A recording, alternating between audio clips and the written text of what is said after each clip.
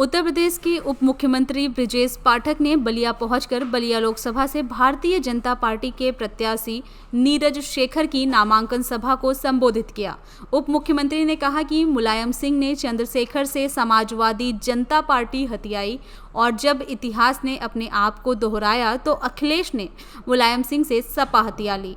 उन्होंने कहा कि अखिलेश की शिक्षा ऑस्ट्रेलिया में तो राहुल का लालन पालन इटली के संस्कारों में हुआ है। कांग्रेस और सपा का डीएनए एक है। उन्होंने आरोप लगाया कि राम मंदिर जाने वालों को पाखंडी कहने और उसके वस्तु और डिजाइन को खराब कहने वाले कभी अल्पसंख्यक समुदाय के धार्मिक ग्रंथों पर टिप्पणी नहीं कर सकते हैं। समाजवादी पार्टी और कांग्रेस दोनों फेल हो गए तो पता चला समाजवादी पार्टी और कांग्रेस का डीएनए एक ही है।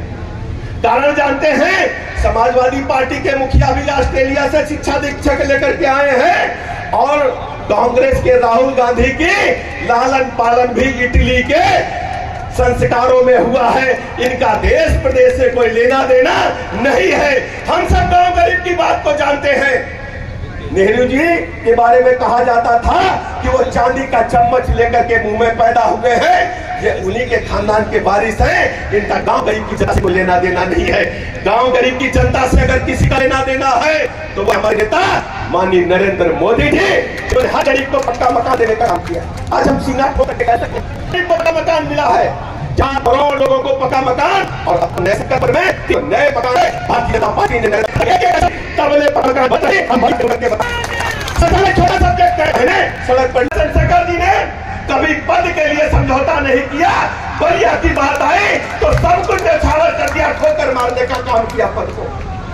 लेकिन 1992 में हमने अपनी आंखों से देखा कि समाजवादी जनता पार्टी 89 में जनता दल से अलग होकर के पूर्व प्रधानमंत्री चंद्रशेखर जी ने बनाने का काम किया था। अखिलेश यादव जी के पिताजी समाजवादी पार्टी जनता पार्टी के प्रदेश अध्यक्ष होते थे।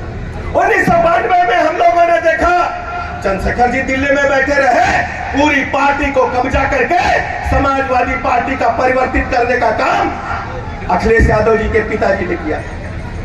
आज हम देख रहे हैं, लोग कहते हैं कि इतिहास दोहराता है, लेकिन जब समाजवादी पार्टी का युद्ध हुआ 16 में, सब लोग जानते हैं, बलिया का बच्चा बच्चा जानता है, प्रदेश का बच्चा बच्चा जानता है।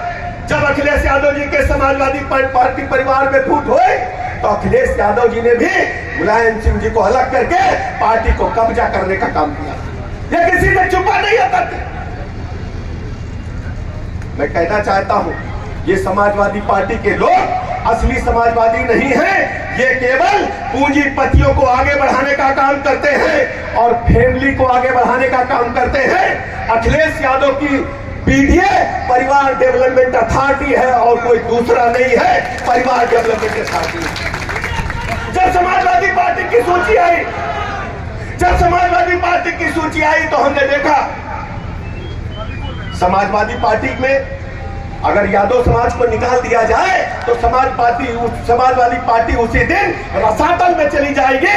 इसका नाम लेवा उत्तर प्रदेश में नहीं रहेगा। लेकिन जब समाजवादी पार्टी की सूची को हमने देखा तो भाई और भौजाई के बीच में पूरी पार्टी के टिकट बट गए। फिरोजाबाद से एक भाई चुनाव लड़ रहा है, आजमगढ़ से दूसरा भाई चुनाव लड़ रहा है, बदायूं से तीसरा भाई चुनाव लड़ रहा है और भैया स्वयं कन्नौज से लड़ रहे हैं और भौजाई मैनपुरी से लड़ रहे हैं। बाकी यादव समाज के लोग कहां चले गए? मैं बलिया के यादव समाज के लोगों से पूछना चाहता हूं, आपने पार्टी का गठन किया था, कहां चले गए यादव समाज के लोग? आज यादव समाज के लोग अपने आप को ठगा हुआ महसूस कर रहे हैं। इनके पास कोई नीति, ना कोई एजेंडा, ना कोई विजन है। ये प्रदेश के डेवलपमेंट को आगे नहीं बढ़ा सकते। जब समाजवादी पार्टी सत्ता में रही है, अपराधियों का बोलबाला इस प्रदेश में रहा है। हत्या, डकैती, लूट, बलात्कार, बहु बेटी की इज्जत आबरू खतरे में डालने वाले लोग, 1000 से अधिक दंगा करने वाले लोग समाजवादी पार्टी के संरक्षण में पनपते रहे। ये मैं बलिया से आज कहने के लिए आया हूं। बलिया के लोग समझदार हैं, सब जानते हैं, अच्छी तरह जानते हैं कि समाजवादी पार्टी के रिजिम में इसी बलिया में एक गाड़ी में 10-10 बंदूकें भर करके माफिया डॉन चलते थे। हमारी सरकार ने 1 डिस्ट्रिक्ट 1 प्रोडक्ट दिया है। हर जिले में कुछ नया उत्पाद है। लेकिन समाजवादी पार्टी की सरकार में वन डिस्ट्रिक्ट वन माफिया था। आज हम दावे के साथ कह सकते हैं कि भारतीय जनता पार्टी की सरकार ने माफिया अपराधियों का सफाया प्रदेश से कर दिया है। आज हमारी बेटी, आज 500 साल संघर्ष हुआ है और समाजवादी पार्टी के लोग अक्सर बयान दे देते हैं कि जो पूजा करता है, राम मंदिर में जाता है, वो पाखंडी है, राम मंदिर बना ठीक नहीं है, वास्तु खराब है, उसका डिजाइन खराब है। अरे भाई, ये भारत वो भूमि है, बलिया वो भूमि है कि हर गांव में डी बाबा है। जो पीपल का पेड़ है वहां अगर कोई पत्थर का टुकड़ा भी रखा है तो हमारे डी बाबा हैं। हमारे घर में विवाह की शुरुआत, मंगलिक कार्यक्रम, मुंडन बसनी वहीं से होते हैं। क्या मजाक बना रखा है? आपकी हिम्मत है तो एक बार आप बोलिए अल्पसंख्यकों के धार्मिक ग्रंथों के बारे में। नहीं बोल सकते? वो जानते हैं कि सनातन धर्म के लोग सहिष्णु है, स्वीकार करते हैं। मैं आपसे निवेदन करने के लिए आया हूं, भारतवर्ष की ध्वजा पताका मोदी जी के नेतृत्व में दुनिया के पैमाने पर फहरा रही है। भारत शक्तिशाली राष्ट्र बनकर के उभरा है।